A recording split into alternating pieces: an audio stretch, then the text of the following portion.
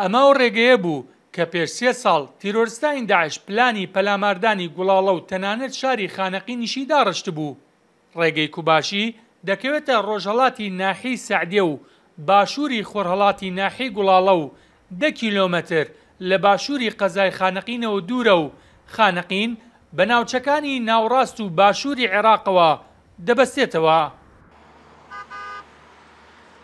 لە سەرەتای سەرهەڵدانی داعش و پلانی ڕەشی تیرۆریستان بۆ سەرسنووری هەرێمی کوردستان و داگیرکردنی ناحیەی گوڵاڵە، داعش ئەو کاتە ڕێگەی کوباشی وەکو ڕێگەیەکی سەربازی استراتیژی بەکارهێنا بۆ پەلاماردانی ناحیەی سەعدیە و گوڵاڵە.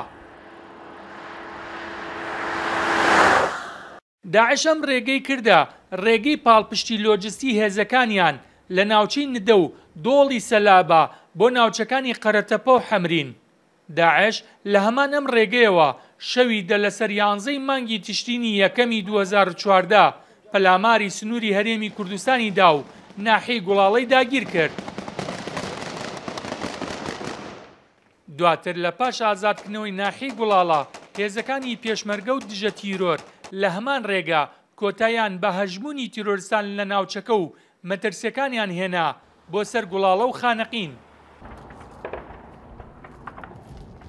ڕێگەی کوباشی لە 18 یانزەی 2014 بووە ڕێگەی سەرکەوتنی هێزەکانی پێشمەرگە و شکستی یەکجاری تیرۆریستانی داعش لە حەوزی حەمرین. هەموو مەترسیەکانی داعش لەو سنوورەش کۆتایی هات. تیرۆریستانی داعش ئەم ڕێگەیان کرد بۆ استراتیژ و پلانیان بۆ هێرشکردنە سەر خاکی پیرۆزی کوردستان و زۆرێک لە ناوچەکانی گەرمیان داگیر بکەن. بەڵام ئەو دەستە پۆڵاینەی هێزەکانی دژە تیرۆر و ئاسایش و پێشمەرگە پلانەکانی تیرۆریستانی داعشیان تێشکان. ئەم ناوچیان ڕزگار کرد. لەو ڕۆژەوە تا ئەمڕۆ هاوڵاتیان بە ئاسوودەیی لەم ڕێگایە تێپەڕ دەبن. بیستون سەلام، کورسات نیوز، ناوچەی کوباشی.